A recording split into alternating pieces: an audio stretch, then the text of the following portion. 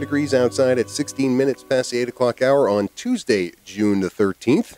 Green Mountain Boys continuing with your host, Chris Lenois. Welcoming to the studio now for our regular Tuesday conversation with members of the media, Chris Mays of the Brattleboro Reformer. Good to see you, sir. Good to see you, too. You're looking very, very metrosexual today.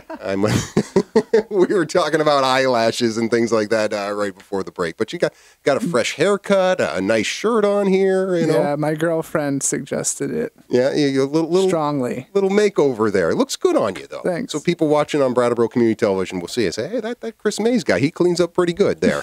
I don't know. Maybe you were anticipating having more exposure, not only here on the studio, but also because of the court reporting that you're doing now. This is certainly this Robin O'Neill case, and you have a co-byline with Bob Audette in today's paper and on the weekend. I mean, this is as dramatic of a case that comes to a community like this, and not in a good way, because we're talking about a double homicide here. Some background on this case, please, to start us off here. Yeah, it's an alleged double homicide. Robin O'Neill, formerly of Townsend, is facing second-degree murder charges for the deaths of Jameis and Stephen Lott, father and son. Yeah, her fiance, the father, Stephen, and then so this goes back a couple of years, and there was some different reasons why this trial is delayed. It got underway on Friday? Yeah, and it's supposed to last 3 weeks. 3 weeks, okay. And, it's a long stretch. Right, and so, yeah, I noticed you had the sole byline in the Saturday story about the opening day of testimony and the opening remarks. You and Bob co-writing the article today. Is that kind of, you're just going to kind of switch off coverage of it between members of the Reformer staff? Someone today is going to cover the whole trial. On Wednesday, Bob and I are going to do that again just because of scheduling conflicts. Yesterday, I had the groundbreaking at Mount Snow. Right. They're starting to build the new lodge at Corinthia, and I promised I would go because Mike Fair couldn't make it. He was off, so I went. Right. Well, and it's hard. I mean, you've done some court reporting before, I know. I mean, these things have fits and starts at different times, and you don't know the schedule necessarily on a given day, so you're going to have to do that. But certainly an important trial taking place, as you said, an alleged double homicide with Robin O'Neill. The beginning of it, your story in Saturday's paper, pretty dramatic with this video surveillance footage from the state police trooper's cruiser. You were there in the courtroom. You heard this video surveillance footage. Talk a little bit about what it brought out. It was definitely upsetting to some members of the audience sitting in on the trial. You could hear the voice of Robin O'Neill going into hysterical crying, screaming, laughing, and she's saying all this stuff about the night, and she's talking to her dog who's not in the car, and she's drunk. Right. According to the officers, they took her breath alcohol content at the scene, and it was I don't know how long. It felt like a half hour. It could have been longer. It could have been shorter. Of listening to the audio? Yeah. Were you watching video of it as well in the courtroom? Or? Yeah, they showed the video. Okay. They bring down a projector. I've seen this in a couple cases before in court here, and they show the video, but you can't really see. You can't see Robin. You just hear her. You're just for the hearing most part, it, right? Because yeah. it's the camera for traffic stops, right? I mean, as far as what they're capturing the audio and video from, so it's not pointed. She's in the back of the cruiser at this point with Trooper Valcourt transporting her after leaving the scene of the crime. Yeah. Which is a pretty dramatic thing as well. Just to finish up though, when you talked about she was inebriated, the blood alcohol content 0.223. So severely inebriated, and that doesn't necessarily come through as much, obviously, reading this in print, but the quality of her delivery in this video and the audio of it, it was pretty clear that she was inebriated according to the testimony. Right, and later on, they're supposed to have, the defense is supposed to have an expert talk about blackout states and drunkenness, and should be interesting to hear. Right, because this is the crux of the defense for O'Neill, is because in this surveillance video, she makes some comments that kind of sound like it might be an admission of guilt. They're saying her blackout state, they're basically pleading not guilty here, right? Yeah. And they're pleading not guilty, saying she can't remember not committing the crime, which is why she may have said this admission of guilt in the cruiser. Yeah, and she also called a friend of hers, a coworker. They both were listers in the town of Townsend, so she called him and told him about what happened, and he was worried. He was the one who called the police in the first place. Right. Now, right now, the only people who have given testimony have been state troopers? No, a couple of people who worked in the town clerk, the coworker, the lister, someone from Rescue Inc. briefly testified. Yeah, and then some police officers and. Right, that was the Anita Bean, That's the town clerk, right? Who gave testimony on Monday. And this didn't have as much to do with the homicide, the alleged homicide. This had more to do with the circumstances possibly leading up to it, which seems to be domestic violence. Yeah, Robin was accusing Stephen of assaulting her. And like in the immediate incident of the shooting, or is this a chronic issue where there was assault over a period of time? The town clerk said that this was a one-time thing that she had heard of. Okay. So according to the testimony from Bean, the town clerk, right, this was not a chronic issue where O'Neill was a victim of domestic violence on a perpetual basis? Yeah, no one's testified that it was perpetual at this point, but Robin O'Neill also reported this assault to Grace Cottage. She asked for photos to be taken at that hospital. The town clerk had taken photos of her injuries. So yeah, and the other thing that seems to have been a trigger. When you're looking at triggers, again, we're talking about this in speculation and alleged homicides here. Yeah. The back and forth seems to indicate that Lott broke up with O'Neill that day that he was killed. Yeah, right? Bean said that angered her. Right. And she was having a hard time dealing with that. Right. They were engaged, and then he broke off the engagement. And so, again, there's a lot of different pieces of this. We're still in the phase where the prosecution is making their case, correct? Right. Right. How many more days do they expect to go with that? Do we know? I forgot. Bob knew, and he told me. I just don't. Right. I don't remember. But you said it's still a few more weeks here. We might have a couple more things to pick up and close out this conversation about the O'Neill murder trial that is taking place right now here in Brattleboro with Chris Mays of the Brattleboro Reformer, as well as other stories he's written about in the last week for the Brattleboro Reformer and online at reformer.com. We'll get to that after the bottom of the hour news break. 69 degrees outside at 20 minutes before the 9 o'clock hour. Chris Lenois back with you on the Green Mountain Mornings program. Chris Mays of the Brattleboro Reformer with me. We're talking about the coverage of the Robin O'Neill trial. Robin O'Neill, a woman from Townsend, accused of double homicide of her fiancé, Stephen Lott, and his son, Jameis Lott. This crime took place back in 2014. A number of different reasons why it took them to get to this point for the trial, which just kicked off on Friday. Coverage in both today's Brattleboro Reformer as well as Saturdays, and ongoing coverage, I'm sure, from Chris and other members of the Reformer staff. I just wanted to touch a little bit more on the defense here and their strategy, because you talked a little about bringing in a blackout expert because O'Neill inebriated at the time. We mentioned the blood alcohol content 0.223, and the defense saying basically that one of the reasons that the video surveillance footage has her possibly admitting to the shooting is because she blacked out and doesn't know she didn't do it. The other part of this that they're going to build their case on seems is around the crime scene collection of evidence that the state police did not do. And they've already begun building that part of the defense, I'm sure. Yeah, they're going to talk about police not investigating the possibility of other suspects. They're also going to talk about a lack of blood spatter, that there was no blood on Robin O'Neill. Right. And just the lack of forensic evidence proving she did it. Now, a number of different troopers have testified at this point, right? We mentioned Trooper Valcourt, who was the arresting officer, I guess is the best way to put it, because O'Neill was in his car, but there were other state troopers at the crime scene. Yeah. Did they talk about why they didn't do things like fingerprinting and those sorts of collection of evidence that you would normally do at a crime scene? So far, I've only heard from the troopers who first came to the scene, the guys who secured the site and made sure there weren't other people in there and checked to see if everyone was alive or dead.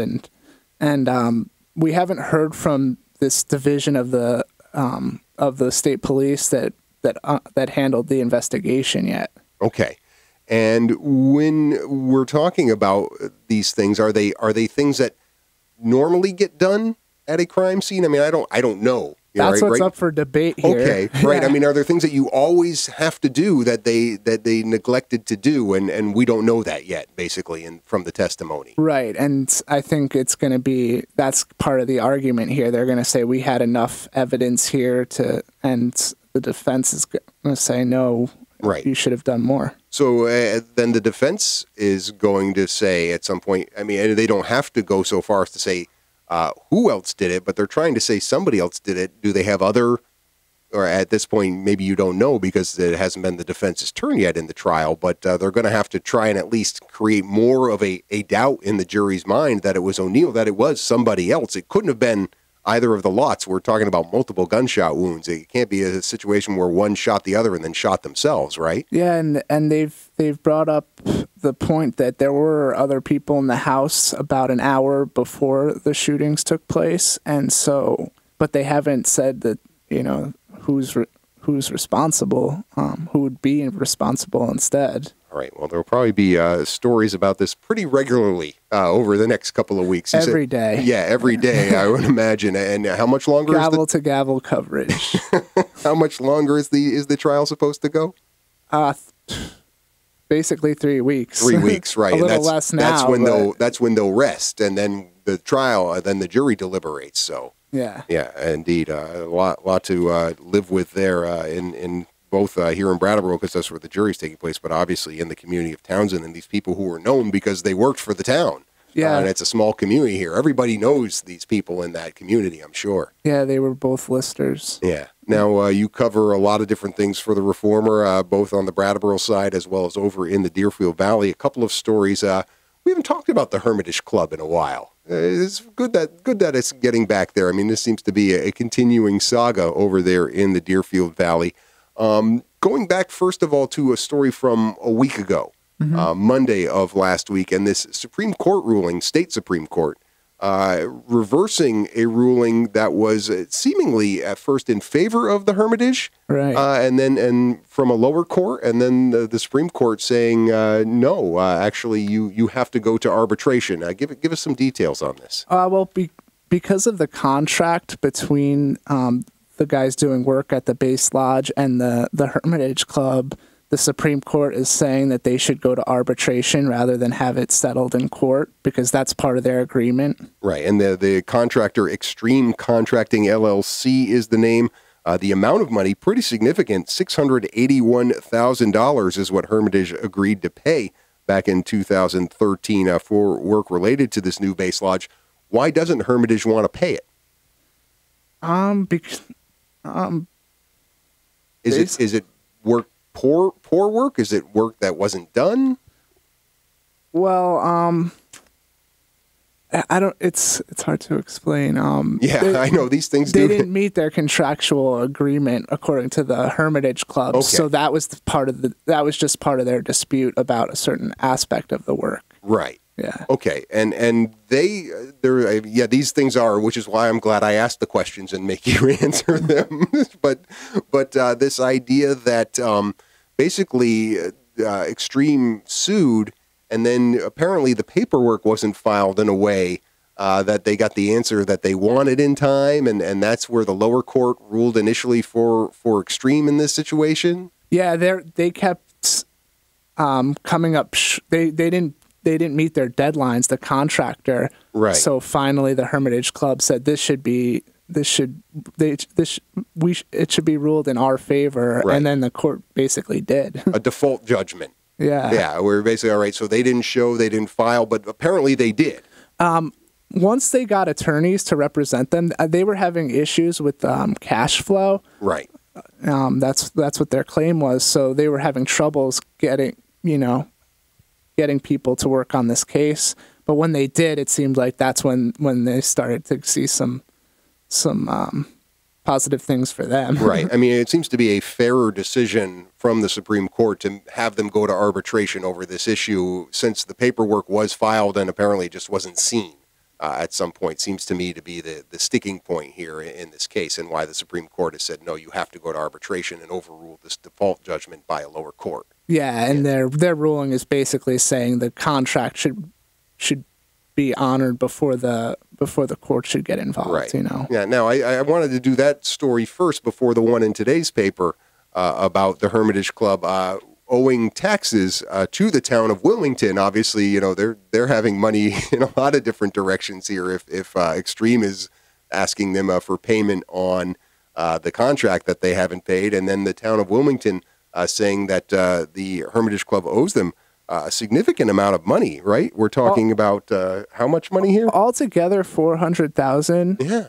But in order to avoid tax sale, they've come up with this agreement that's approximately $150,000. Now, I mean, I feel like your reporting shows a pretty good relationship between the town of Wilmington and the Hermitage Club as far as trying to work together. There certainly has been outside people trying to throw barriers in the way of the Hermitage Club as far as the development they want to do. It doesn't seem like that's coming from the town of Wilmington.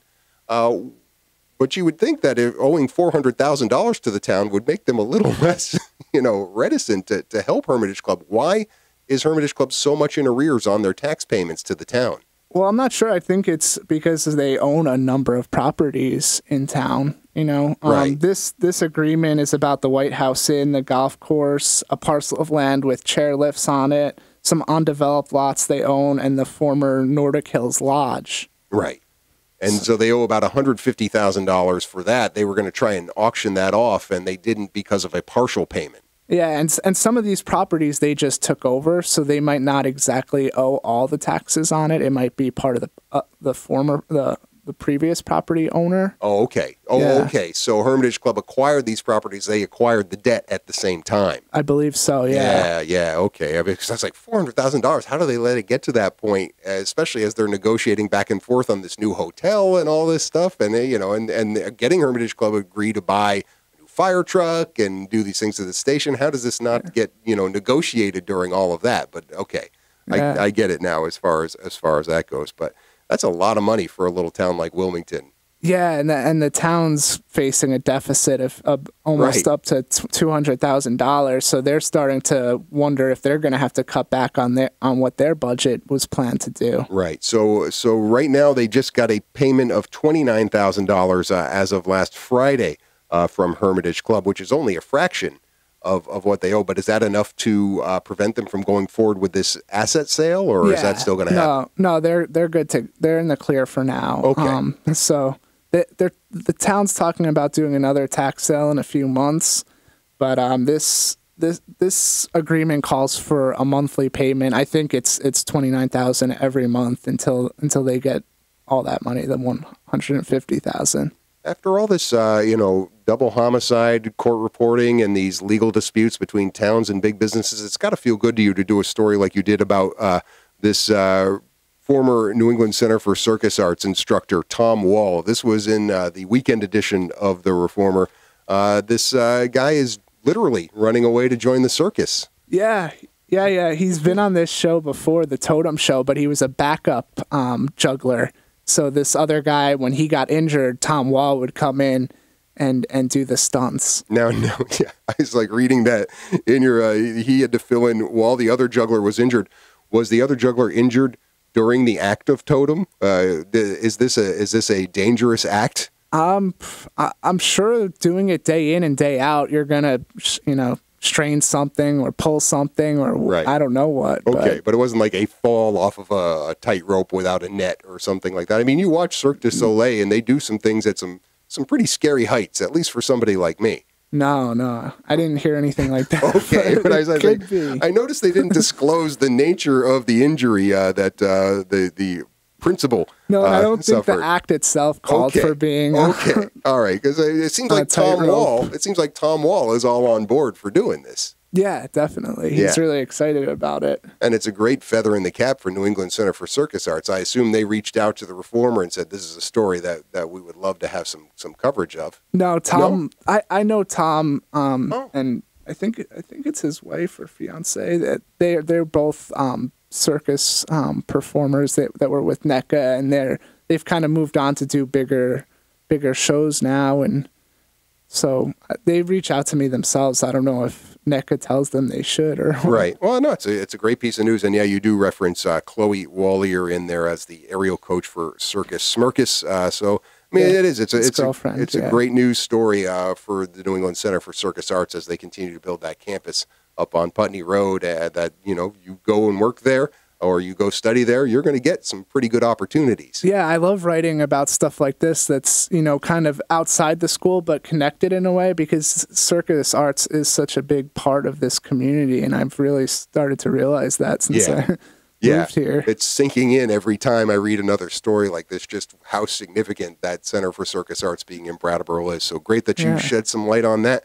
We're out of time here now. In addition to the court reporting, you've got some other stories coming out with your byline. Yeah, I'm going to be talking with some students at the Brattleboro middle school about a film project they're working on. They're going to send it to some big name festivals this year, which is cool. And then there's a DRB hearing in Marlboro tonight about future use of what's the Skyline Lodge up on Hogback. Oh, okay. Somebody's thinking about refurbishing that and getting it going again. Yeah, the former owners of Pizza Palooza in Wilmington are hoping to turn that into a restaurant. Oh, nice. I have a lot of great memories of the Skyline, so it'd be great to have that back again.